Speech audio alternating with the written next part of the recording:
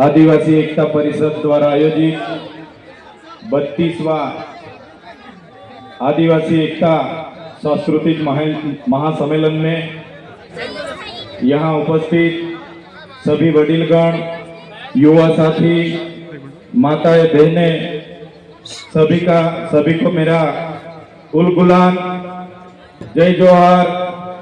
आपकी जय, स्वकथा पितृ की जय, प्रकृति की जय और जय भील प्रदेश।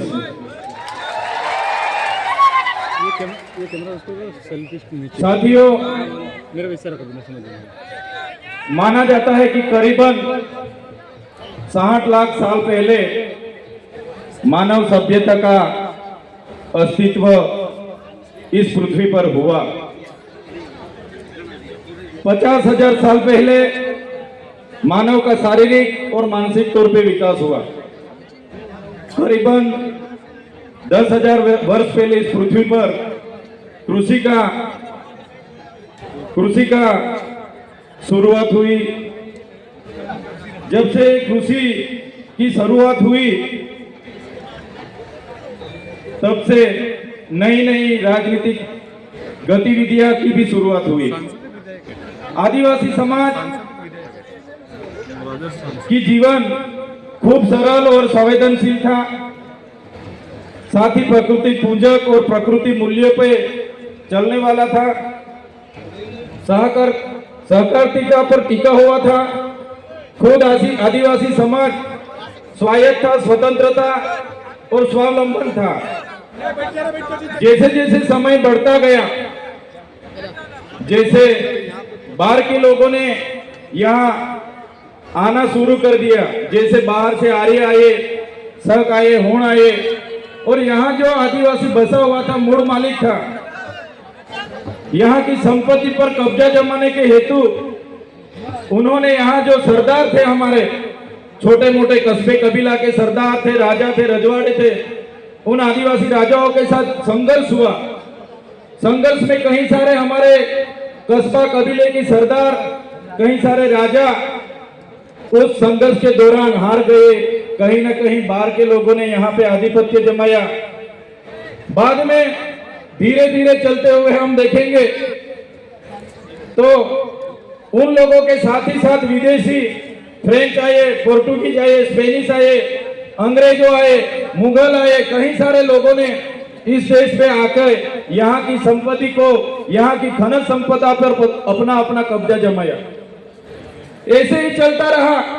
जो आदिवासी अपने प्रकृति पूजा, स्वावलंबन, स्वतंत्र, स्वायत्त, खुद की कमी, खूब कम चीजों पर अपना जीवन जी रहा था, उस आदिवासी को कहीं ना कहीं इस संघर्ष में उतरना पड़ा और कहीं ना कहीं अपनी प्रकृति से, अपनी संस्कृति से, अपनी समाज से उसको बिछड़ना पड़ा।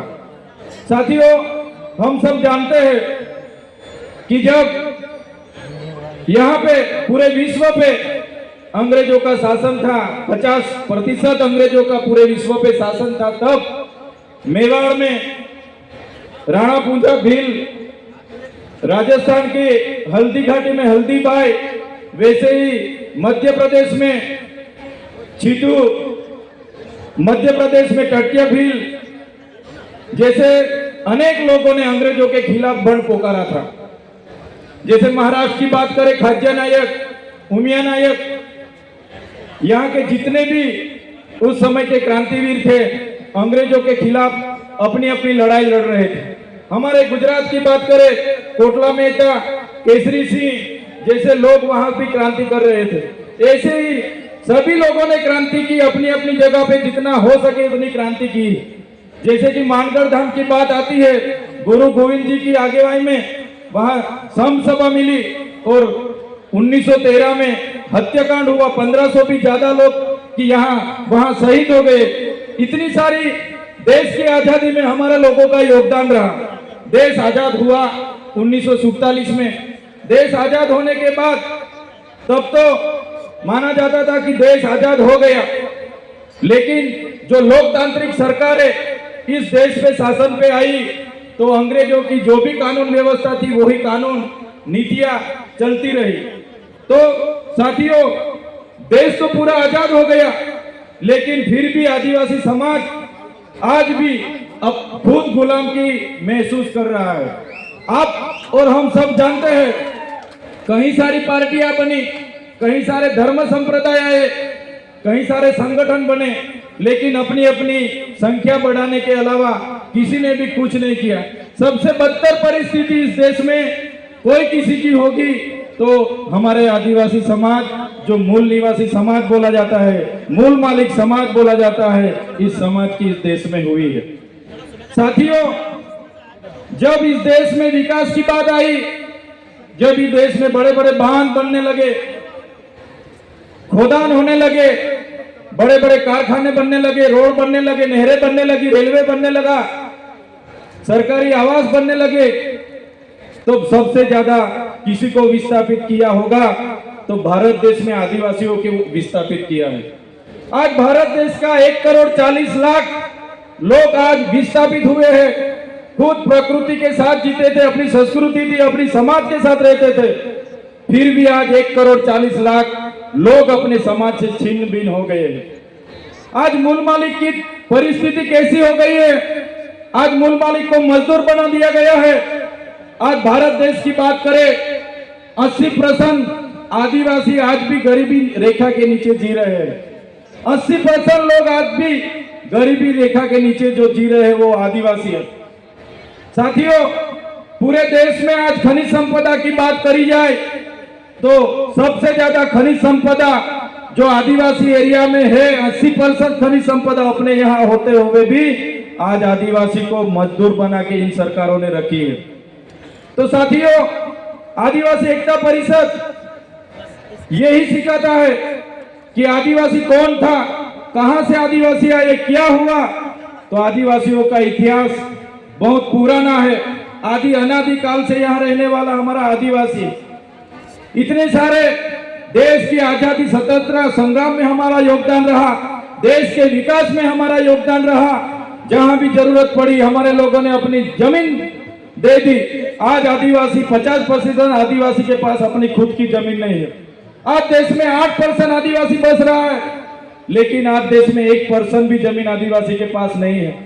साथियों, ये मूल मालिक की हमारे देश में ये हालत इन सरकारों ने बनाई है। तो साथियों, यही बात हम करते हैं और आज भी यही बात इस मंच से करेंगे कि जिस तरह देश में हमारी परिस्थिति हो गई है, कितनी भी सरकारें आएगी, हम भी आएंगे, जीतेंगे, एमपी बनेंगे, एमएलए बनेंगे, मंत्री बनेंगे, जितनी भी पार्टियां आएंगी, जो गैर आदिवासी की पार्टी होगी वो रिमोट उनके पास रखेगी, हम मंत्री तंत्री या कुछ भी हो जाएंगे, लेकिन आदिवासी की बात रखने के लिए कोई हमारे सामने नहीं आने वाला। साथियों, हम मन से हर बार कहते रहे हैं, आज भी यही बात दोहराएंगे कि हम जिस इलाके से आते हैं वो आदिवासी इलाका है। हम अपनी आदिवासी एसटी सर्किट से अनामत रिजर्व बैठक से एमएलए बने हैं। तो जब भी हमारे समाज के लिए लड़ना होगा, जब भी हम हमारे समाज के लिए बोलेंगे, जब भी हम हमारा भील प्रदेश के लिए बोलेंगे और हमारी पार्टी जिस दिन हमें रोकेगी उस दिन हमारे पार्टी के लिए हम पहले रिजाइन करेंगे। साथियों, आदिवासी का उत्थान, आदिवासी का उत्थान, आदिवासी का स्वायत्त राज होगा तभी आदिवासी का उत्थान होगा। आज आदिवासी एमएलए एमपी बने हैं, लेकिन जो मेन पोस्टिंग है, सीएम है, वो आदिवासी नहीं है। ट्राइबल एडवाइजरी की कमेटी आदिवासी के नहीं है, यहाँ के अधिकारी एनजीओ हमारे आदिवासी के नहीं है, इसलिए आज आदिवासी के बारे में कोई सोच नहीं रहा है। साथियों, आजादी के 78 साल हो गए। आज सरकार अमृत काल मना रही है, अमृत महोत्सव मना रही है। आज सरकार कह रही है कि विकास हो गया, विकास हो गया, विकास हो गया। ऊंची ऊंची प्रतिमा बना देने से, बड़े बड़े बिल्डिंग बना देने से, बड़े बड़े बांध बना देने से, अच्छे अच्छे रोड बना देने से आदिवासियों का विकास नहीं होगा। आदिवासियों का विकास तब होगा जब आदिवासियों का स्वशासन आएगा, जड़ जंगल जमीन और खनिज संपदा पर आदिवासियों का अधिकार होगा, अनुसूचित 5 लागू होगी, पैसा 1 लागू होगा, सीएम आदिवासी होगा, ट्राइबल एडवाइजरी कमेटी का आदिवासी होगा, तब आदिवासी का विकास होगा। आजादी के 78 वर्ष के बाद भी आज हम लोग हमारे एरिया में टीचर के लिए आंदोलन कर रहे हैं, सड़क के लिए आंदोलन कर रहे हैं, डॉक्टर के लिए आंदोलन कर रहे हैं, रोड रास्ते के लिए आंदोलन कर रहे हैं, पीने का पानी के लिए आंदोलन कर रहे हैं। तो कब तक आंदोलन करते रहेंगे? कब तक धरना देते रहेंगे, कब तक लड़ेंगे, जीतेंगे, जिंदाबाद मुर्दाबाद करते रहेंगे।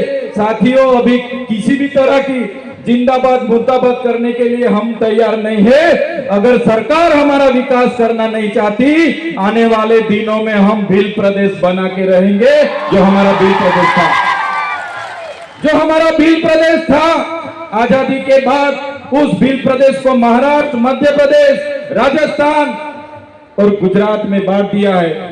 आज भी हम लोग बॉर्डर लेस होके हमारा रोटी बेटी का व्यवहार आज भी चल रहा है। हमारी पूजा विधि, जन्म विधि, मरण विधि आज भी सेम है। आज भी हम लोग, हमारी बोली भाषा, हमारा पहरवेश, हमारा नाच गान आज भी हम सब चारों राज्यों में है। साथियों, ऐसे लड़ने का अभी टाइम नहीं है। सरकार को हम बोलना चाहते हैं, सरकार ऐसे ही करेगी। विकास के नाम पे हमको छिन्न भिन्न कर रही है, हमको बांट रही है, धर्म संप्रदाय के नाम पर बांट रही है। तो साथियों, ज्यादा टाइम नहीं लूंगा मैं, लेकिन जरूर इतना बोलूंगा सरकार को कि जिस तरह तेलुगु लोगों को तेलंगाना मिला, तमिल लोगों को तमिलनाडु मिला, मराठाओं को महाराष्ट्र मिला, गुजरातियों को गुजरात मिला, पंजाबियों को पंजाब मिला, नागा लोगों को नागालैंड मिला, झारखंडियों को झारखंड मिला, इसी तरह आने वाले दिनों में हमारे आदिवासियों को भील प्रदेश चाहिए। देश का 29वां राज्य हमको भील प्रदेश चाहिए। भील प्रदेश हम बना के रहेंगे, ये हमारा अधिकार है। संविधान ने हमको अधिकार दिया है। भाषा की तौर पे, जाति की तौर पे हमको भील प्रदेश मिलना चाहिए। मेरे तमाम वडील बुजुर्ग, मेरे युवा साथी, मेरी माता बहनों को भी अपील करता हूं इस मंच से, आने वाले दिनों में जो आदिवासियों का विकास करना होगा तो स्वतंत्र राज चाहिए, और स्वतंत्र राज यही होगा, भील प्रदेश बनेगा तभी हमारा राज आएगा। धन्यवाद। जय जोहार, जय आदिवासी, जय भील प्रदेश।